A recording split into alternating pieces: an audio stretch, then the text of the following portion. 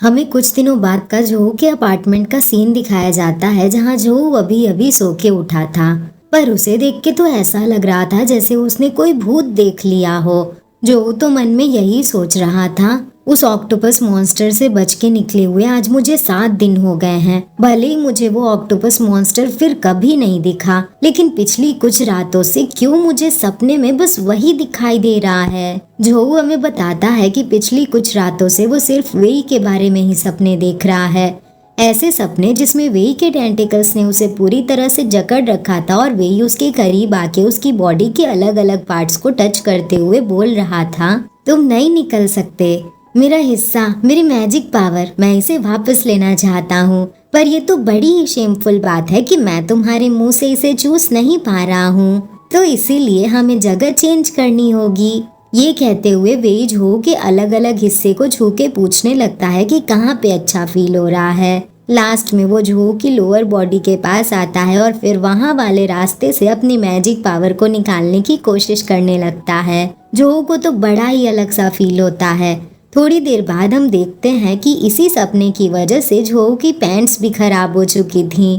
वो अपनी पैंट्स को धुलते धुलते खुद को कोस रहा था। अब मैं और जीना नहीं चाहता। आखिर मैं उसके साथ ये सब करने का सपना कैसे देख सकता हूँ? क्या मैं बहुत ज्यादा डर गया हूँ, या फिर मुझे कोई श्राप लगा है, या फिर मैं गंदा इंसान बन रहा हूँ? मेरी बॉडी आउट ऑफ कंट्रोल हो गई है, मैं ऑन भी हो गया। क्या मुझे कोई बीमारी हो गई है?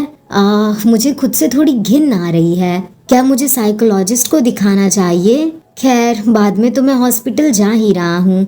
जोहू हमें बताता है कि डरावने सपनों से भरी इन कुछ रातों के अलावा जिंदगी पहले जैसी ही डल और बोरिंग रही है।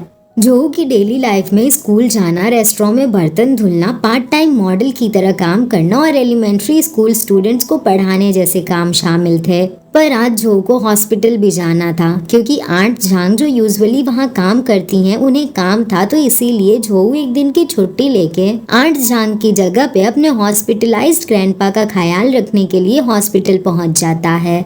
जोहू कमरे के अंदर जाके अपने ग्रैंडपा को लंच दे रहा होता है कि तभी वो ये देख के शॉक हो जाता है कि वेई भी वहाँ है, और वो ग्रैंडपा से उसके बारे में बातें कर रहा था कि 7 साल पहले वो जोहू से मिला था। उस टाइम जोहू बहुत क्यूट था। वेई देखता है कि जोहू भी वहाँ आया था। वो प्यारी सी स्माइल करते हुए उससे कहता है कि क्या इत्तेफाक है, तुम भी यहाँ आ गए। वहीं ग्रैंडपा जोहू को डांट रहे थे कि नालायक लड़के, तुमने अपने फ्रेंड को इतना वेट क्यों कराया हॉस्पिटल में। जोहू को तो मन ही मन बहुत ज्यादा गुस्सा आ रहा था कि आखिर ये पागल यहाँ कैसे आ गया, ये तो मुझसे चिपकता ही जा रहा है, और तो और इसने मुझे अपना दोस्त बताया। जोहू को गुस्सा तो बहुत आ रहा था, पर फिर वो अपने इमोशंस कंट्रोल करते हुए झट से वेई के करीब आता है और फेक स्माइल करते हुए कहता है, ये मेरा प्यारा दोस्त, क्या तुम बहुत देर से वेट कर रहे थे? तुमने कहा था कि तुम्हें मुझसे कुछ बात करनी है, तो चलो बाहर चल के बातें करते हैं। जोहू के इस बदले हुए रूप को देख के तो वेई उसे देखते ही रह जाता है। फिर उससे रियलाइज होता है कि जोहू कितनी अच्छी एक्टिंग करता है। तभी ग्रैंडपा बोलते हैं, देखो इसे, ये फिर से वही कर रहा है। क्या तुम्हें डिस्गस्टिंग फील नहीं होता? ये तो एक्टिंग में एक्सपर्ट है, एक्सपर्ट। इस पे वेई बोलता है, हाँ, मैं तो कुछ दिन पहले इसकी इस चाल में फंस भी गया था। मेरे फोरहेड पे जो स्वेलिंग है ये इसी की वजह से है। ग्रैंडपा और वेई को ऐसे अपनी बुराई करते हुए देख के जोहू अपनी एक्टिंग को साइड में रखता है और ग्रैंडपा को लंच देते हुए कहता है कि आप ये लीजिए, खाना ठीक से खाइएगा। मैं इस दोस्त के साथ कुछ काम से बाहर जा रहा हूँ। मैं आज रात को आपको नहलाने के लिए वापस आऊंगा। इतना कह के जोहू वेई का कॉलर पकड़ के टांग के उसे वहाँ से ले जाने लगता है। तभी पीछे से ग्रैंडपा जोहू को रुकने को बोलते हैं। वो लंच बॉक्स को साइड टेबल पे रख के जोहू की ओर पीठ करके लेटते हुए कहते हैं, कल जाके डिस्चार्ज प्रोसीजर्स कंप्लीट कर देना। जोहू थोड़ी देर तक ग्रैंडपा को देखता है और फिर उनका मूड हल्का करने के लिए उन्हें जीभ चिढ़ा के वहाँ से जाते हुए कहता है, बिल्कुल भी नहीं, डिस्चार्ज के बारे में सोचिएगा भी मत। जोहू वेई को लेके कॉरिडोर से गुजर रहा था, तभी भी वेई बकबक किए ही जा रहा था। इस पे जोहू फ्रस्ट्रेट होके उसे चुप रहने को बोलता है। थोड़ी देर में जोहू वेई को लेके टेरेस पे पहुंचता है और दरवाजा बंद करके उसे दरवाजे के पास खड़ा करके मुक्का बांध के जोर से दरवाजे को पंच करता है। वेई तो डर ही जाता है। जोहू वेई के करीब जाके उस पे गुस्सा करने लगता है, आखिर तुम करना क्या चाहते हो? तुम यहाँ तक आए ताकि तुम मेरे ग्रैंडपा को यूज करके मुझे अपनी बात मानने पे मजबूर कर सको? यही प्लान कर रहे थे ना तुम? मैंने तुमसे कहा था कि मैंने तुम्हारा कुछ नहीं लिया है। तुम्हारी वजह से मेरे ऊपर जो कर्जा आया है उसके अलावा मेरे पास तुम्हें देने के लिए कुछ भी नहीं है। मेरा परिवार अपनी जिंदगी में और बकवास बर्दाश्त नहीं कर सकता। मैं तुमसे हाथ जोड़ के रिक्वेस्ट करता हूँ, मैं तुमसे रिक्वेस्ट कर रहा हूँ कि क्या तुम प्लीज मुझे परेशान करना बंद कर सकते हो? जोहू की बातें सुन के वेई कुछ नहीं बोलता। वो चुपचाप उसे ही देख रहा था। जोहू को लगता है कि वेई मान गया, पर अगले ही पल उसकी ये गलतफहमी भी दूर हो जाती है जब वेई कहता है, क्या तुमने ये वॉल स्लैम दिया? मेरे मास्टर ने मुझे एक बार ये दिखाया था। ये तो सच में बहुत अमेजिंग है। क्या तुम प्लीज फिर से इस वॉल पे मार सकते हो? वेई की बात सुन के जोहू के दिमाग में एक आइडिया आता है। वो ठीक है बोलते हुए वेई का चिन्ह अपने हाथ में थामता है। वेई तो ब्लश ही करने लगता है। उसे तो लगा था कि कुछ और ही होने वाला है। तभी अगले ही पल जोहू जोर जोर से दीवार पे मारने लगता है।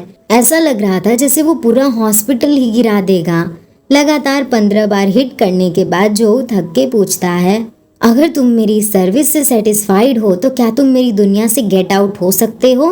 वेई जोहू के इस वॉल स्लैम से बिल्कुल भी सेटिस्फाइड नहीं था, पर फिर भी वो स्माइल करते हुए कहता है, तुम्हारी ये पोजीशन मुझे ये महसूस करा रही है कि तुम्हारी बॉडी पूरी तरह से डेवलप हो चुकी है जोहू चाओ हाई। जब मैं 7 साल पहले पहली बार तुमसे मिला था तब तुम बहुत छोटे थे। तुम इंसानों की प्यूबर्टी तो सच में कमाल की है। ये कहते हुए वेई बड़े प्यार से जोहू के ईयर्स को टच कर रहा था। उसके ऐसा करने की वजह से जोहू को वो प्यार भरा सपना याद आने लगता है और उसे कुछ होने लगता है। वो तुरंत वेई के हाथ को खुद से दूर झटकते हुए कहता है कि यहाँ से गेट आउट हो जाओ। यहाँ पे बड़े भाई होने का दिखावा करना बंद करो। इस पे वेई उसके करीब आके बोलता है, तो क्या तुम इस चीज को मानते हो कि बड़ा भाई छोटे भाई को प्रोटेक्ट करता है? ये कहते हुए वेई जोहू को जमीन पे गिरा देता है। जोहू को तो इस बात पे बहुत ज्यादा गुस्सा आता है कि अचानक से ये वेई पागलों वाली हरकतें क्यों कर रहा है। पर जब वो अपनी आंखें उठा के देखता है तो उसकी आंखें फटी की फटी रह जाती हैं। जोहू देखता है कि वेई के मुंह और बॉडी से खून निकल रहा था। टेंटिकल्स उसके पेट के आर पार थे और वो दर्द में खांस रहा था। जो वेई के पास जाते हुए घबरा के पूछता है कि क्या हुआ? वेई दर्द में भी प्यारी सी स्माइल करते हुए जवाब देता है, तो मैंने पहले कहा था कि मैं तुम्हें अकेला नहीं छोड़ सकता, क्योंकि अगर मैं तुम्हारी फिक्र नहीं करूँगा तो ऐसा हो जाएगा। ये सच में बहुत दर्दनाक है। ये कहते हुए वेई उस टेंटिकल को खींच के अपनी बॉडी से बाहर निकालता है और दर्द में जमीन पे गिरने लगता है। पर वो गिरता उससे पहले ही जोहू जाके उसे पकड़ लेता है। जोहू वेई को नीचे हॉस्पिटल ले जाने का सोचता है। उसे तो समझ ही नहीं आ रहा था कि ये सब क्या हो रहा है। सूरज और आसमान दोनों अजीब हो गए थे। पूछने पे वेई बताता है, इन शॉर्ट आउटर गॉड की पनिशमेंट के लिए हमें एक शिकार की तरह यूज किया जा रहा है, क्योंकि मैंने तुम्हारे लिए फीलिंग्स डेवलप कर ली थी, क्योंकि मैंने तुम्हें अपनी मैजिक पावर दी थी। तो अब तुम मेरे साथ आउटर गॉड के रिवेंज गिफ्ट पैकेज के मजे लेने जा रहे हो।